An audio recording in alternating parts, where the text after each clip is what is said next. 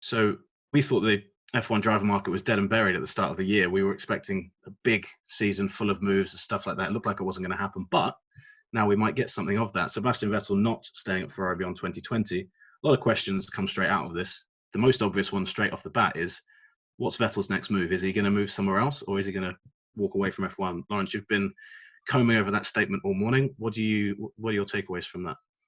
Yes, we had a direct quote from Vettel via the Ferrari statement, which said that he wants to reflect on his future. And I think the intention of that is to leave a few doors open, but also it kind of hinted at the possibility of retirement. I don't think that's what Vettel had on his mind even a month ago, or at the start of the launch season and during testing. I think he actually was thinking that he would stay at Ferrari, but clearly whatever terms Ferrari gave him didn't add up to a situation that he wanted to be a part of. And that makes you wonder, well, possibly this time at home in this hiatus in racing, whether Vettel's just looked at the situation and said, actually, I quite like being at home with my family. He's got quite a young family, and maybe he just wants to stay there and do that, and then maybe kind of get involved in racing in different ways. But definitely all doors are open. I don't know about you, but I can't see him ending up at another one of the top teams. No, yeah, it's hard to see, isn't it? Because unless he's going to Mercedes, there's not really any team that on the current regulations is a step forward. I've seen suggestions of Renault and Red Bull on Twitter from people, but Renault, I don't think anyone's convinced that's a project that's going in the right direction at the moment. Red Bull seems like Max Verstappen's team now. Mercedes, maybe if Lewis was to leave, but again, Lewis leaving is something we'll cover in a second.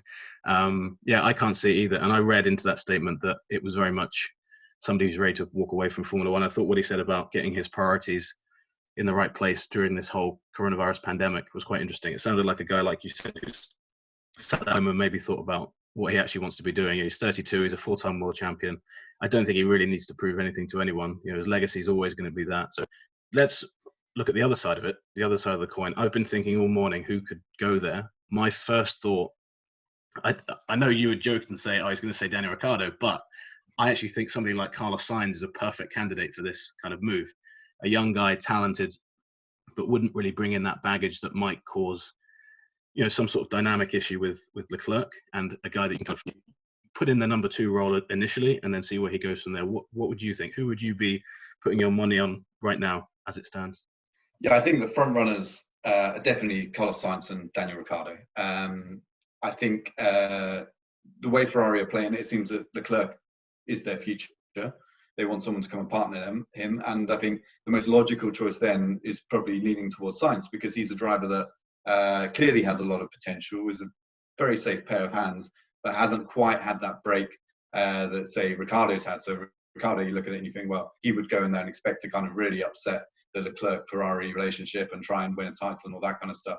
Sainz, you feel like he'd be happier to just kind of play along, certainly early on, and just get himself as a race winner on the board. So I think Sainz makes a lot of sense for Ferrari.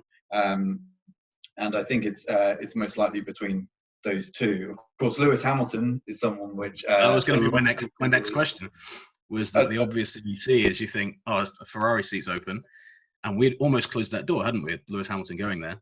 I'm still sceptical. I think you are as well, but do you think that this raises that opportunity at all? Do you think Lewis this morning will have picked up his phone and looked down for Mattia Binotto's name in his phone book? If he has Mattia Binotto's name, who knows?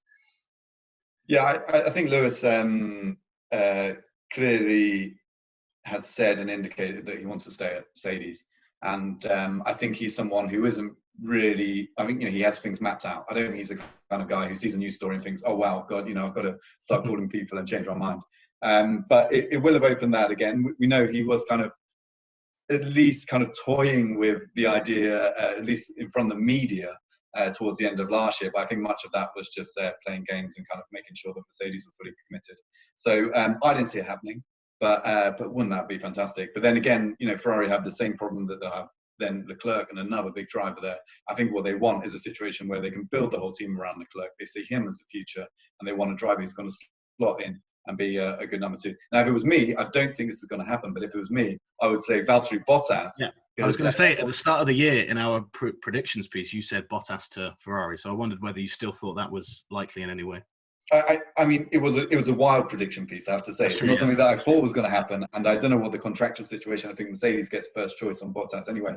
But imagine it. You simultaneously get one of the most solid number 2 drivers on the grid, and you upset Mercedes. So why wouldn't you do that? I mean, to me that makes sense, but I would like to stress that there's no indication whatsoever that that's the case. Everything that we're hearing is towards Sainz and Ricciardo. But hey, you never know. You never know, and that's a great thing about this story now for F1 fans in such a quiet period, is that we've got something to talk about, and it's a big deal. What happens to Vettel next, and who joins Leclerc at Ferrari? Thanks for watching ESPN on YouTube, and for more sports highlights and analysis, be sure to download the ESPN app, and for premium content plus live streaming, make sure to subscribe to ESPN Player.